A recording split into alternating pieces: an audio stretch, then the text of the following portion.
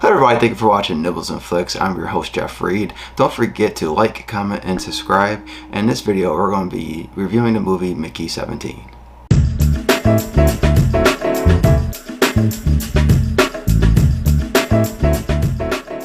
The plot of this film is Mickey 17 is a known expandable. He goes on a dangerous journey to colonize Ice Planet.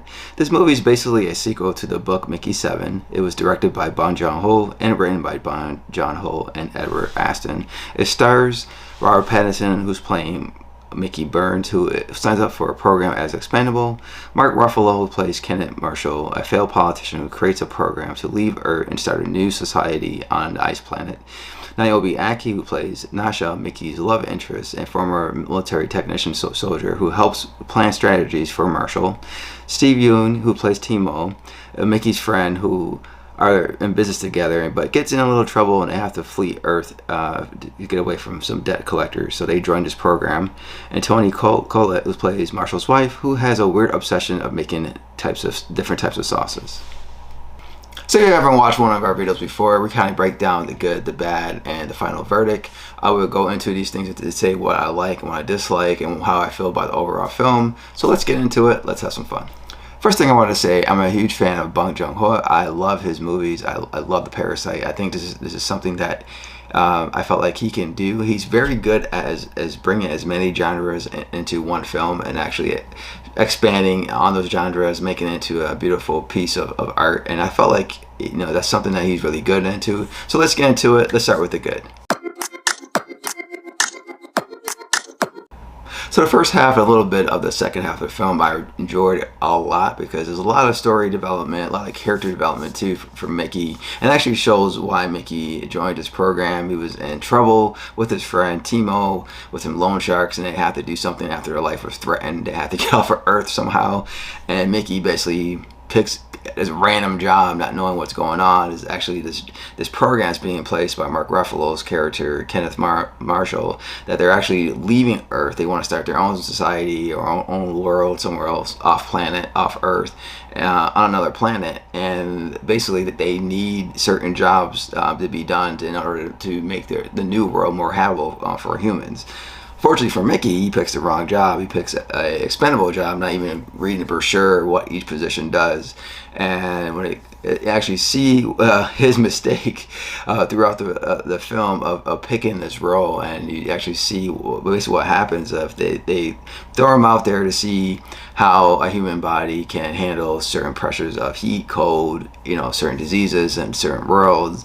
Basically, he suffers and he dies, and they actually use his data to actually bring him back to life. So they use every brain power, all his data that he is as a person, and actually reprint him every time. So it gets to the point where, if you know the movie is Mickey 17, there has been previously 16 Mickeys, and they actually show a little bit of the other Mickeys, not too much, but even if you get a few seconds of the other Mickeys, you still get like a different personality, a different person, but it's still Mickey. He's just a different way of making, and it felt like Robert Pattinson did a great job of showing that each Mickey, like I said, even though it's very short term, you get to see him playing different characters, even though it's the same character. I thought that was pretty damn good. The thing I like about this movie is the dark humor of this film, the way he was dying, the way they were testing him on certain things, they trying to figure out vaccines and trying to figure out, can a human person live on this planet, with or without a mask or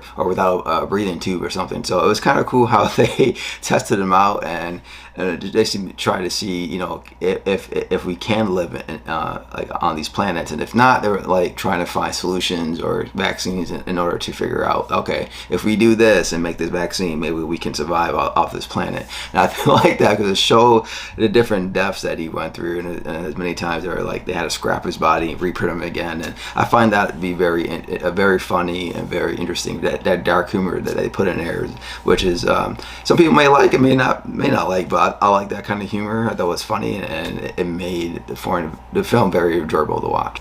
So the ending of the first half, going to the second half of the film, they actually introduced Mickey 18. A project actually happens with Mickey 17 where he just does not die. He was supposed to die. They were hoping to get more data to see what's going on, and then unfortunately he does not die because these aliens that they thought that would have ate him did not eat him. They actually saved his life.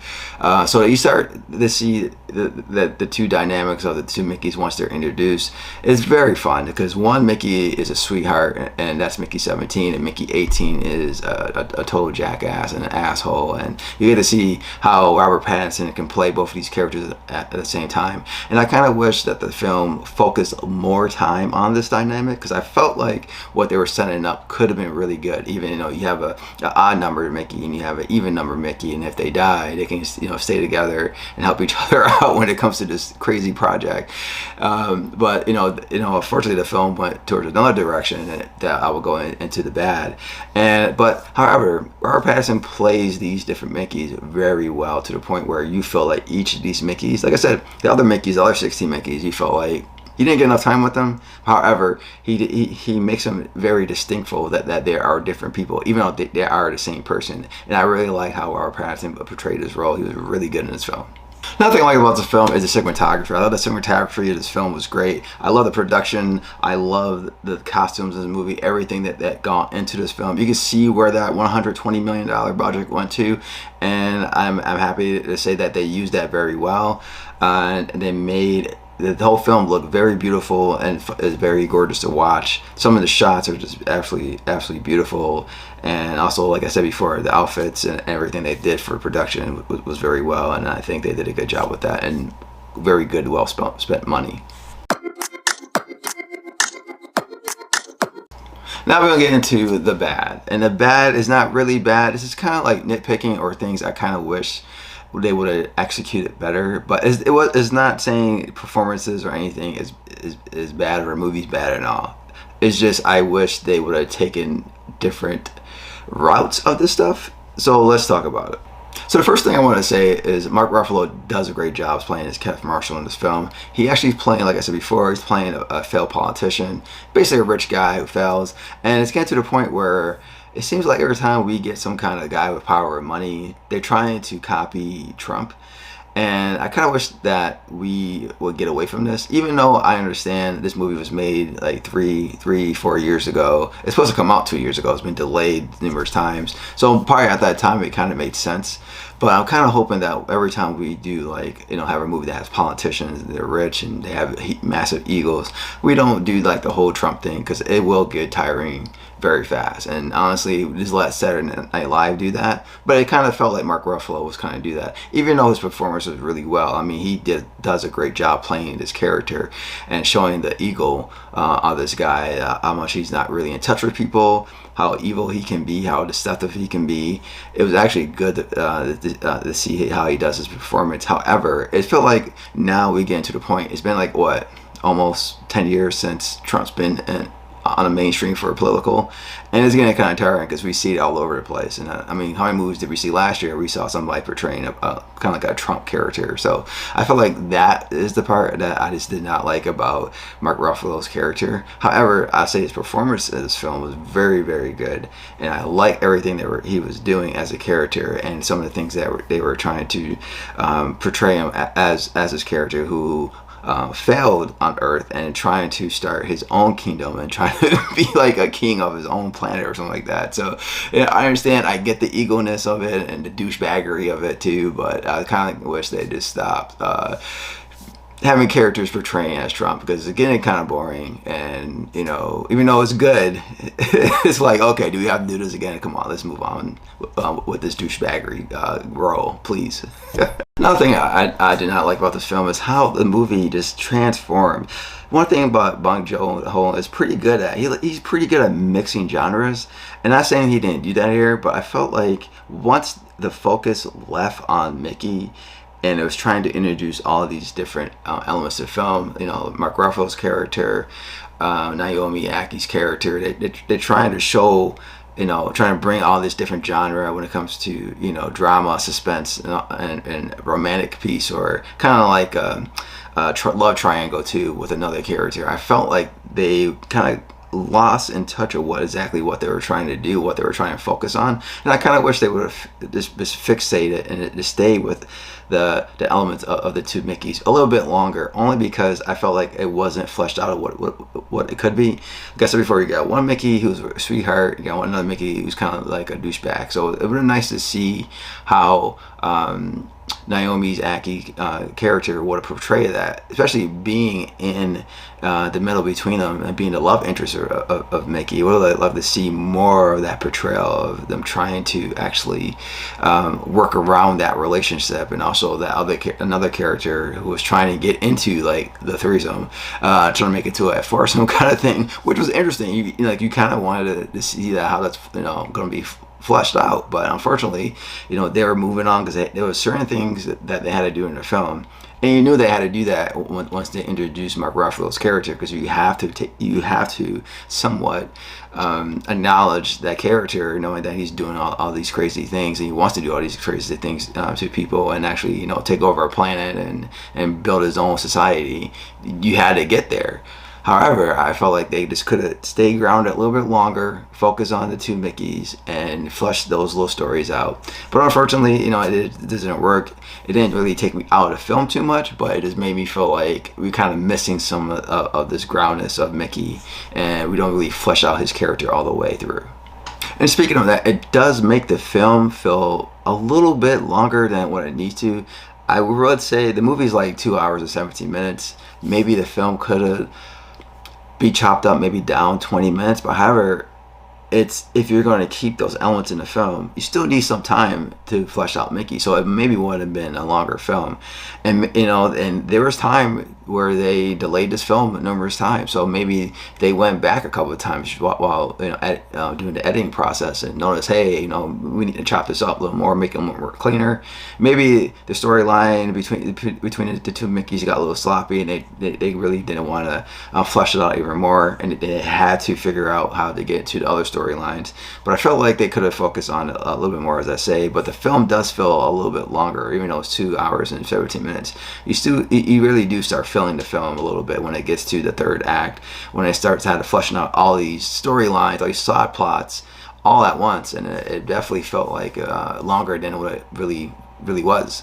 Another thing I didn't like about this film is Steven Yeun. I felt like his character was basically wasted, because you start the movie with him and Mickey, and you see what's going on, what they had to do to get off the earth just to save their lives, and he basically just goes away. He basically leaves for the rest of the films. He pops out once in a while to show how much he's a jerk, and you kind of wanted to see like that whole relationship between him and Mickey, why Timo treats Mickey this way, why he's not helping him, why he's not supporting him, anything like that. You kind of get a little snippets of him being a total douchebag towards Mickey, but you really don't flesh out that relationship in the film. And I kind of wish we got a little more information about them, just to see why he treats Mickey that way, and how their relationship started, how their relationship got to this point, and just to see, we get to a certain part of the film where it's like, oh my gosh, well, he's trying to do that to Mickey. That's absolutely horrible. Why would he do that? Like, I understand he's trying to get away from the loan sharks, but these guys went to business together. These guys are supposed to be good buddies.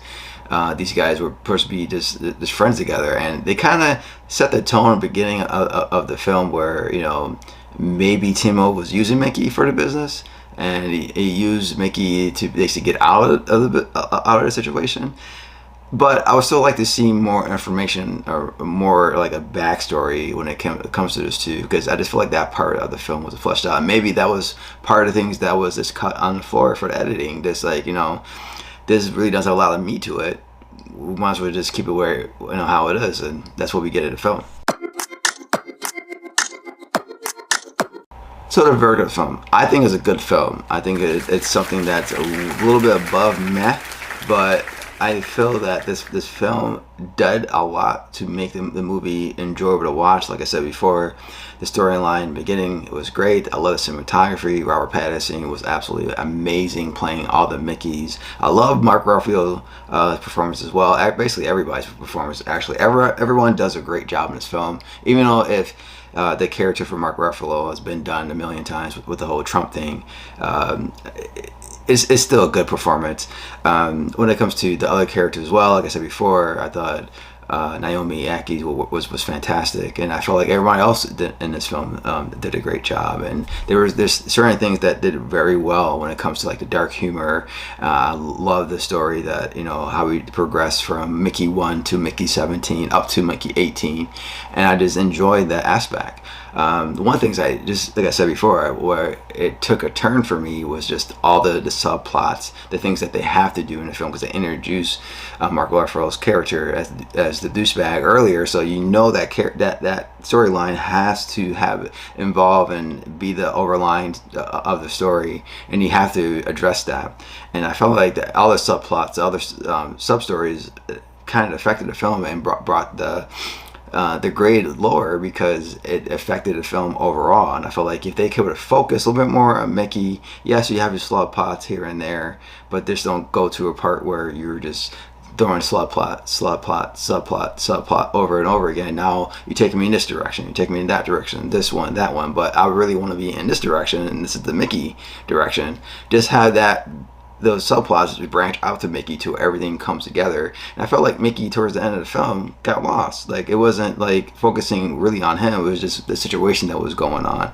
And I kind of wish they would have brought all that together and made it a more cohesive story. However, like I said before, it's still a good movie. I still recommend people watch the films. I think it's a beautiful film to watch when it comes to the cinematography and it comes to like the production way that they actually made this film, and the performances. It's just that the ending was sloppy for me, and I kind of wish they would have landed perfectly.